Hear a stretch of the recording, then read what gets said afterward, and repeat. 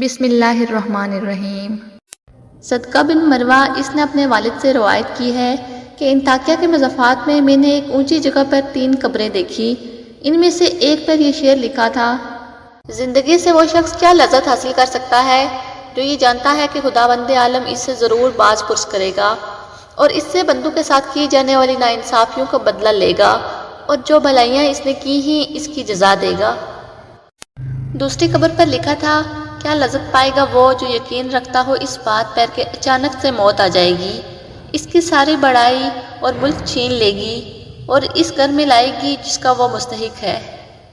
تیسری قبر پر لکھا تھا: کیسے مزے لٹے گا وہ جس کا رخ ایسی منزل کی طرف ہے جس پر اترنا جوانوں کو بوڑھا کر دیتا ہے، جو چہرے کے نقوش بہت جلد مٹا دیتا ہے اور جس کے جوڑ پوسیدہ ہو جائیں گے۔ اور یہ تینوں قبریں ایک صف میں کوہان کی شکل میں بنی ہوئی تھی۔ راوی کہتا ہے کہ میں ایک بوڑھے کے پاس جا کر بیٹھ گیا اور اس سے کہا: میں نے تمہاری بستی میں ایک عجیب بات دیکھی ہے۔ اس نے کہا: کیا دیکھا؟ میں نے واقعہ بیان کیا تو اس بوڑھے شخص نے کہا: اس کا قصہ اس سے زیادہ تعجب خیز ہے جو تم نے ان کی قبروں پر دیکھا۔ میں نے کہا: سناؤ کیا ہے؟ اس نے کہا: یہ 3 بھائی تھے، ان میں سے ایک بڑا عہدیدار تھا جو بادشاہ کے ساتھ رہتا تھا اور شہروں اور لشکروں کے انتظام پر مامور تھا۔ دوسرا ایک مالدار تاجر تھا، وہ بھی بادشاہ کے خاص لوگوں میں سے تھا۔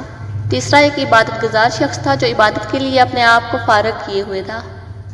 جب اس عبادت گزار کی موت قریب آئی تو اس کے بھائی اس کے پاس جمع ہو گئے۔ یہ دونوں اپنے عابد بھائی کے پاس آئے جب اس کا آخری وقت تھا۔ دونوں نے اس عابد سے کہا کہ کچھ وصیت کر لو۔ اس نے کہا: اللہ کی قسم میرا کوئی مال نہیں ہے کہ میں کچھ وصیت کروں، نہ میرا کسی پر قرض ہے جس کے لینے کی وصیت کروں، اور میں نے دنیا میں کوئی چیز نہیں چھوڑی جس کے لوٹنے کا اندیشہ ہو۔ عہدیدار بھائی نے کہا: اے میرے بھائی، یہ میرا مال تیرے سامنے ہے، اس میں جو چاہے کہو اور جو دل چاہے وصیت کرو۔ اس نے رخ پھیر لیا۔ تاجر بھائی نے کہا: میرے بھائی، تجھے میری کمائی اور کثرت دولت کا پتہ ہے، شاید تیرے دل میں کسی بھلائی کا ارمان رہ گیا ہو جس کو مال خرچ کیے بغیر حاصل کرنا ناممکن ہو۔ یہ میرا مال ہے، اس میں سے جو چاہو حکم کرو، اس کو میں پورا کروں گا۔ وہ ان دونوں کی طرف متوجہ ہوا اور کہا: مجھے تمہارے مال کی کوئی ضرورت نہیں، لیکن میں صرف تم سے ایک اقرار لیتا ہوں جس میں تم وعدہ خلافی نہ کرنا۔ انہوں نے کہا: وہ کیا ہے؟ اس نے کہا: جب میں مر جاؤں تو مجھے غسل دو اور کفن پہنا کر ایک اونچی زمین پر دفن کر دو اور میری قبر پر لکھ دینا: زندگی سے وہ شخص کیا مزہ لے سکتا ہے جو یہ جانتا ہے کہ خداوند عالم اس سے باز پرس کرے گا اور اس سے بندوں کے ساتھ ناانصافی کا بدلہ لے گا اور نیکیوں کی جزا دے گا۔ جب یہ کام کر دو تو روزانہ میری قبر پر آنا، شاید تمہیں نصیحت نصیب ہو جائے۔ انہوں نے اس کی موت کے بعد ایسا ہی کیا اور اس کا عہدیدار بھائی اپنے لشکر کے ساتھ قبر پر آتا، ان اشعار کو پڑھتا اور روتا۔ جب تیسرا دن ہوا تو وہ لشکر کے ساتھ حسب معمول آیا، رونے لگا تو جب واپسی کا ارادہ کیا تو اس نے قبر کے اندر سے دھڑم کی آواز سنی۔ قریب تھا کہ اس کا دل پھٹ جاتا، چنانچہ وہ گھبراہٹ اور خوف کے ساتھ واپس ہوا۔ جب رات ہوئی تو اس نے اپنے بھائی کو خواب میں دیکھا اور اس سے پوچھا: اے میرے بھائی، تمہاری قبر سے جو آواز آئی تھی وہ کیا تھی؟ اس نے کہا: وہ ہتھوڑے کی آواز تھی، مجھے کہا گیا کہ تو نے مظلوم کو دیکھا پھر بھی اس کی مدد نہ کی۔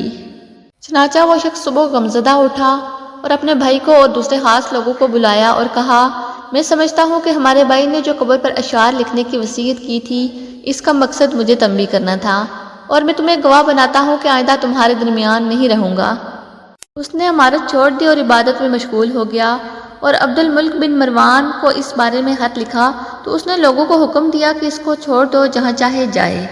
چنانچہ وہ پہاڑوں اور صحراؤں میں رہتا یہاں تک کہ اس کی موت قریب آئی، اور وہ چرواہوں کی ایک جماعت کے ساتھ تھا۔ اس کے بھائی کو خبر پہنچی تو وہ حاضر ہو گیا اور کہا: اے میرے بھائی، کوئی وصیت نہیں کرنی؟ اس نے کہا: کیا وصیت ہے؟ کوئی مال نہیں جس کی میں وصیت کروں، لیکن ایک وعدہ ہے، وہ یہ ہے کہ جب میں مر جاؤں تو میری قبر تیار کر کے مجھے میرے بھائی کے پہلو میں دفنا دینا اور میری قبر پر لکھ دینا۔ کیسے لذت پائے گا وہ شخص جس کو یقین ہو کہ بہت جلد اس پر موت اچانک سے آ جائے گی اور اس سے عظیم ملک اور تمام بڑائی چھین کر اس کو قبر میں لایا جائے گا جس کا وہ باسی ہوگا۔ پھر 3 دن میرے پاس آیا کرنا اور میرے لیے دعا کرو، شاید اللہ تعالیٰ مجھ پر رحم فرمائے۔ چنانچہ وہ مر گیا اور اس کے بھائی نے اس کی وصیت پر عمل کیا۔ جب اس کی قبر پر تیسرے دن آیا دعا کی، رویا، پھر جب واپس ہونے لگا تو اس نے ایک شدید آواز سنی جس سے اس کی عقل زائل ہونے کے قریب ہو گئی اور وہ وہاں سے بے چین ہو کر واپس لوٹا۔ رات کو اس نے اپنے بھائی کو خواب میں دیکھا۔ اس نے کہا کہ میں نے جب خواب میں اپنے بھائی کو دیکھا تو اس کی طرف لپکا اور اس سے پوچھا کیا تم ہماری ملاقات کے لیے آئے ہو؟ اس نے کہا ملاقات تو بہت دور ہے۔ میں نے کہا بھائی تیرا کیا حال ہے؟ اس نے کہا خیریت سے ہوں، توبہ کتنی بھلائیوں اور خوبیوں کی جامع ہے۔ میں نے کہا میرا دوسرا بھائی کیسا ہے؟ اس نے کہا وہ تو نیک پیشوں کے ساتھ ہے۔ میں نے کہا ہمارا کیا حال ہوگا؟ اس نے کہا جس نے دنیا اور آخرت کے لیے جو کچھ کیا ہے وہ دیکھ لے گا۔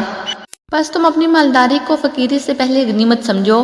راوی کا بیان ہے کہ اس نے دنیا سے کنارہ کشی اختیار کر لی اور اپنے مال کو تقسیم کیا، جائیداد بانٹ دی اور اللہ کی عبادت میں لگ گیا۔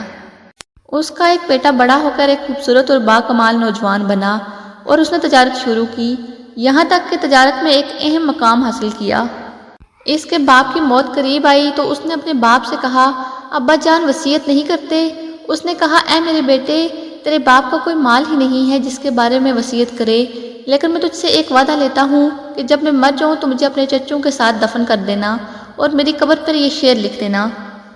کیسے مزے لے سکے گا زندگی سے وہ جس کا رخ ایسی قبر کی طرف ہو جس کی گاٹھ نوجوانوں کو بوڑھا کر دیتی ہے اور چہرے کا رنگ اڑا دیتی ہے اور جلدی جلدی جسم اور جوڑوں کو بوسیدہ کر دیتی ہے۔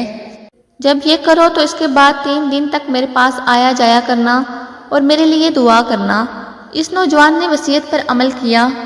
جب تیسرا دن ہوا تو اس نے ایک آواز سنی جس سے اس کی جلد سکڑ گئی اور رنگ اڑ گیا اور بہار چڑھ گیا۔ وہ واپس گھر آ گیا۔ رات کو خواب میں اس کا باپ آیا اور کہنے لگا میرے بیٹے تم ہمارے پاس آنے کے نزدیک ہو اور موت قریب تر ہے، بس تم اپنی سفر کی تیاری کر لو اور کوچ کا بندوبست کرو اور اپنا سامان اس گھر سے باندھ لو جس سے تمہیں نکلنا ہے، اس گھر کی طرف جس میں تمہیں جانا ہے، اور دھوکے میں نہ رہو اور لمبی لمبی امیدیں نہ لگاؤ جیسا کہ تم سے پہلے لوگ دھوکے میں رہے اور اپنی آخرت کے معاملے میں کوتاہی کے نتیجے میں موت کے وقت ان کو شدید ندامت لاحق ہوئی اور عمر کی بربادی پر افسوس کرتے رہے۔ چنانچہ نہ ان کے افسوس نے انہیں کچھ فائدہ پہنچایا اور نہ ہی کوتاہیوں پر شرمندگی نے ان کو اس شر سے نجات دلائی جس کا سامنا کریں گے قیامت کے دن اپنے بادشاہ کی طرف سے۔ اے میرے بیٹے جلدی کرو جلدی کرو جلدی کرو۔ عبداللہ بن صدقہ کہتے ہیں کہ جس بوڑھے نے واقعہ سنایا اس نے بتایا کہ جس رات اس نوجوان نے یہ خواب دیکھا، صبح کو میں اس کے پاس گیا تو اس نے وہ خواب ہمیں سنایا اور کہا مجھے یقین ہے کہ بات ایسی ہی ہے جیسے میرے باپ نے کہی اور میں سمجھتا ہوں کہ موت میرے سر پر منڈلا رہی ہے۔ اس نے رشتہ داروں اور لین دین والوں سے معاملہ صاف کیا اور سلام کہا اور لوگوں سے الوداع کہا۔ لوگوں نے اسے الوداع کہا جیسے کسی کو کسی چیز سے ڈرایا گیا ہو اور اس کو اس چیز کی توقع بھی ہو۔ وہ کہتا ہے کہ میرے باپ نے کہا جلدی کر جلدی کر جلدی کر۔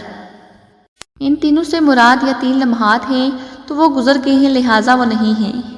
اگر 3 دن ہوں تو وہ کیسے گزریں گے، اور یا 3 مہینے، اور میں نہیں سمجھتا کہ اس وقت تک زندہ رہوں گا، اور یا 3 سال ہیں اور یہ 3 مہینوں سے بھی زائد ہیں، اور میں نہیں چاہتا کہ اس سے مراد 3 سال ہوں۔ چنانچہ وہ 3 دن تک صدقہ کرتا رہا۔ جب اس کے خواب کو تیسرا دن ہوا تو اس نے صبح سویرے اپنے اہل و عیال کو جمع کیا، ان کو الوداع کہا اور سلام کہا، پھر قبلہ رخ ہو کر لیٹ گیا اور آنکھیں بند کر لی اور کلمہ شہادت پڑھا اور وفات پا گیا۔ تو دوستو اس واقعے کا حاصل یہ ہے بے شک جو سچے دل سے اللہ کی طرف رجوع کرتا ہے تو اللہ تعالیٰ اس کی دعا کو قبول فرماتے ہیں۔ اس لیے ہمیں بھی چاہیے کہ ہر حال میں اللہ کی طرف رجوع کریں اور اسی سے مانگتے رہیں۔ اللہ تعالیٰ ہم سب کو اس واقعے سے سبق حاصل کرنے کی توفیق عطا فرمائے، آمین یا رب العالمین۔